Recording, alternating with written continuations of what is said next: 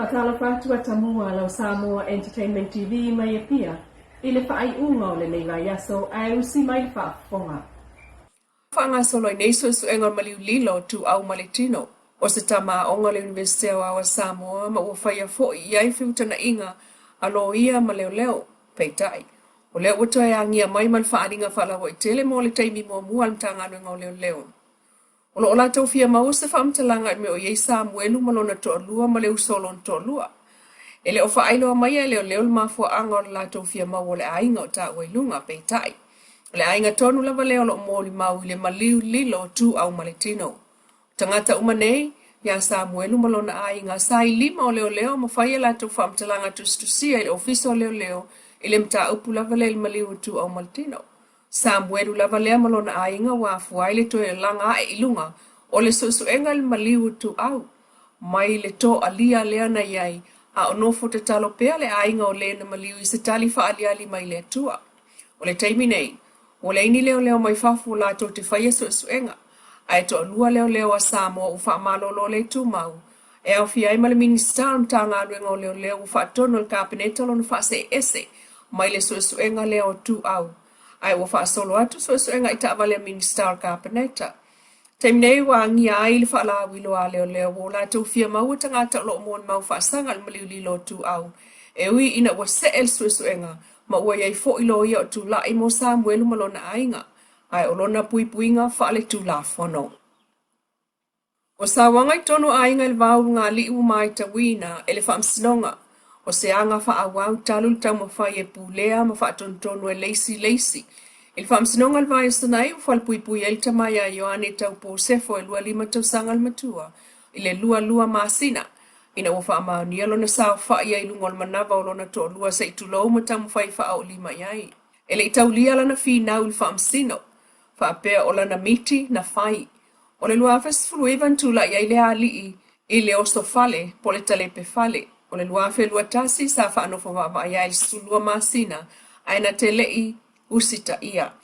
Yunis fulfalu o lua tolu o moli ai wha au lima ilon to lua.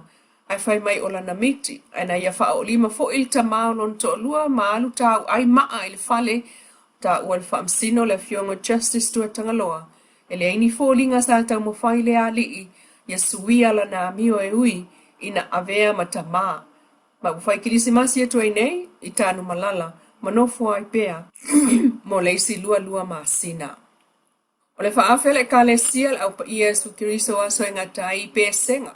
Ile vai aso nei lea na tari maloa ili se lau whanau, wa manu maloa mai sa wanga, ale to manga mo e popo ngatia. O le pati o le kilisimasi ma le whaafele ka le se mamona e au fiai ta mafa ai o ta alonga. Whaata siai, whainga mea lofa. Mo li ali whaaftai le fionga le prestene o le to manga silini ule na jang, i le pulenga le ka le sia, ai o anapa anga i Samoa le whaawa upea o le alofa se sa atu i whanau sa waina.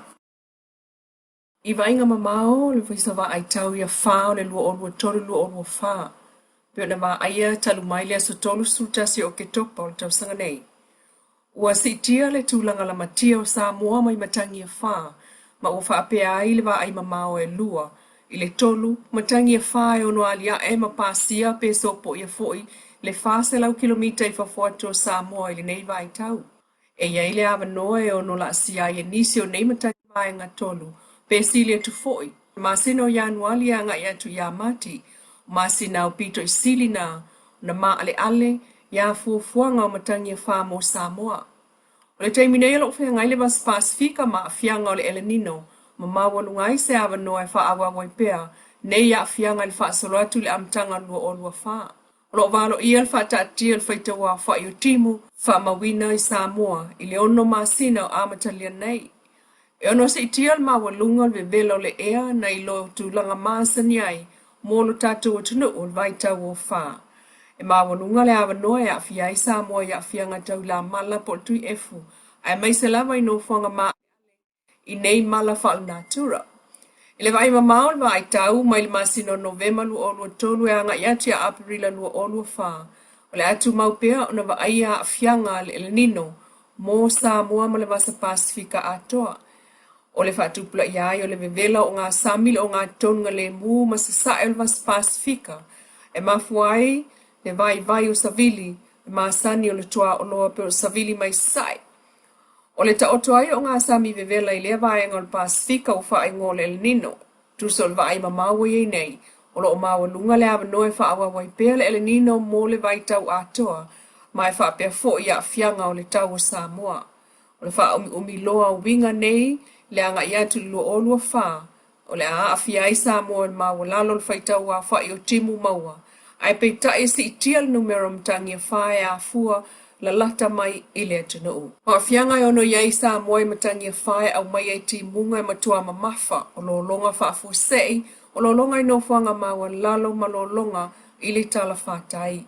O ngā lua wha a sio i lungo le sami ma matangi malolosi, o nese o a fianga o le El Nino mo Samoa i wha ai ti munga maua lalo suatai, mai o le aiai le awanoa e ono pepesi ai le wha mai e mafua mai le uti o le suavai. Wha manatu tāua i le tunuu o nei tūlanga e ono la mati ai le soifua mwha le angai mea totino wha awau pēr ma taituina ma le totoa e le ofisa wha ai tau ni suinga i tūla i mai o le atu ina atu fo in wha amtalanga tāl whia ngai mo le manu lau tele. Tāua le no fusili la fio le tātua tunuu i wha amtalanga au ina atu. Wha atua ina ia mātāla ma nofo sao niuni a o iei le vai tau o whānu o lua tolulu o lua whā.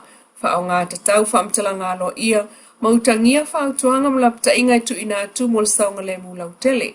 Ono ofsuia inga winga whaale nā tura o le ea o le vāni manimo ma le sami mō Samoa. Ua whamaunia le kāpeneta le tofiai o le tofai a so alo whale lima kuresa so alo taua. Nā te tau o vea tofinga o le office sili o le pulenga wafum taulanga a Samoa, le Samoa Port Authority. E to lua sa tāl sanga le avanoa whātala noa langolango ai le komiti le tofa so alo o tolu ai nei no fo inga so soo. Tai tolu tau sanga o ave pea le whaatuatuanga le malo i le tofa so alo kule sa awal ta ia o le tutino taua e ala le pulenga o wafu mataulanga. O stamali i ufa mawina le lava o lon seil fiel whaafoea o le ta inga o le au onanga le malo e pine wha mawai le 2 miliona tala o tupe whaasili sa atu e whaafu i atu i pulenga wafu mataulanga. E ui le tele onu i tau sa whenga iai ma le pulenga e pe o a fianga le COVID-19. Le tofa so alo lo o ia tau la mua le tele o ploketi o lo whanga solo le teiminei. A wale si tia peo o onanga ma le tau tua a le pulenga wafu i le atunu ulau tele.